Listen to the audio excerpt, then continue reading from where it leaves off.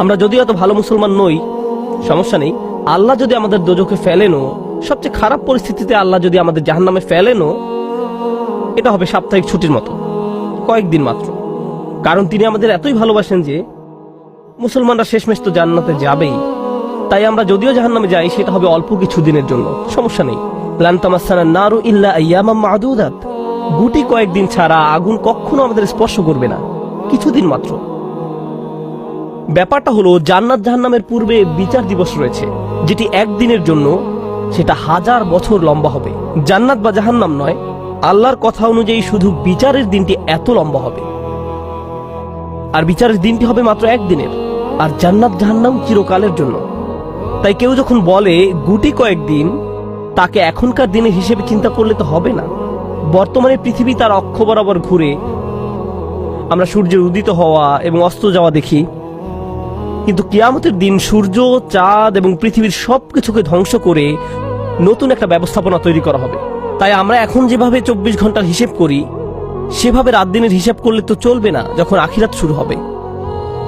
চলুন তাহলে সবার আগে এই ধারণাটি আমাদের মাথা থেকে ফেলে দেই।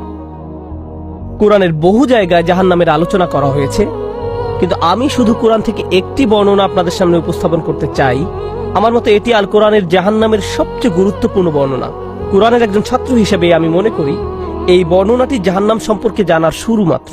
কেউ যদি এই বর্ণনাটি বুঝতে পারে, তাহলে সে জাহান্নাম সম্পর্কে যথেষ্ট জানে। আয়াতটি শুরু করা হয়েছে এই কথা বলে, ওয়ালা ইন মাসসাতহুম, এমনকি যদিও।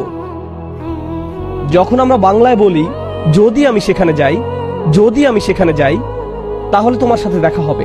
কিন্তু কেউ যখন বলে যদিও আমি যাই, এর মানে হলো যাওয়ার সম্ভাবনা ক্ষীণ।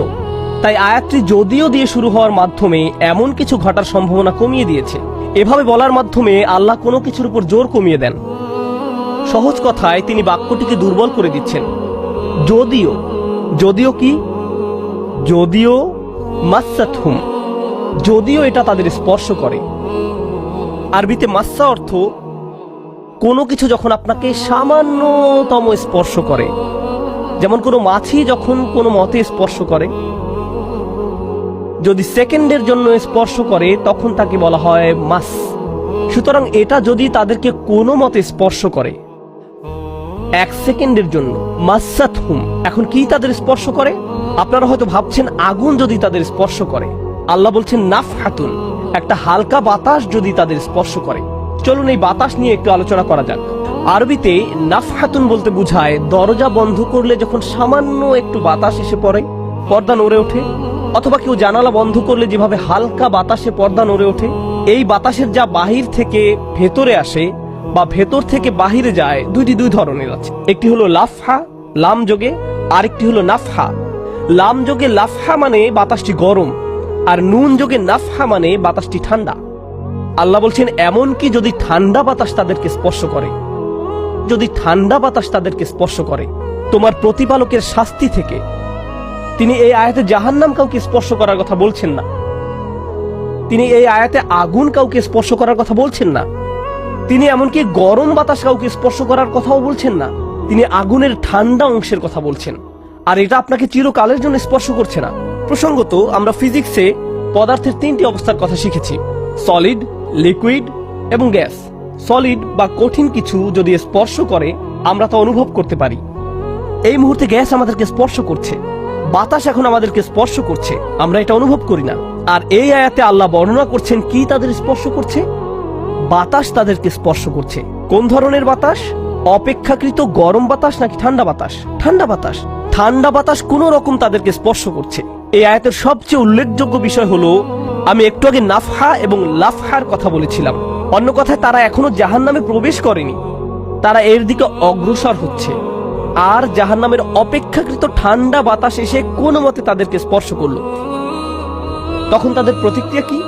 চিৎকার করে বলে উঠবে, ইয়া ওয়াইলানা, হায়, সবচেয়ে কঠিনতম শাস্তি আমাদের জন্য শুরু হয়ে গেছে।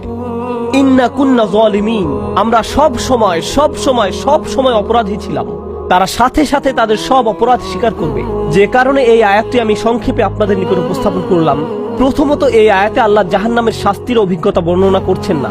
আল্লাহ সকল বিশ্বাসীকে জাহান্নামের আগুন থেকে মুক্ত রাখুন।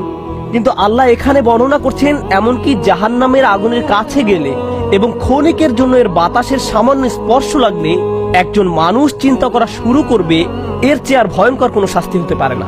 এজন্যই আল্লাহ দোজখের আগুন সম্পর্কে বলছেন ইন্নাহা সাআত মুস্তাকাররা ওয়া মুকামা, নিশ্চয়ই তা অবস্থান স্থল ও আবাসস্থল হিসাবে কতই না নিকৃষ্ট। অল্প এবং বেশি যে কোনো সময়ের জন্য ওটা কত নিকৃষ্ট জায়গা। এক সেকেন্ডের জন্য এটা ভাববেন না যে আমি তো খারাপ, আল্লাহ যদি আমাকে জাহান্নামে ফেলেনও এক সময় তো আমি এখান থেকে মুক্তি পাবো, এই ধরনের চিন্তাকে কখনো প্রশ্রয় দিবেন না।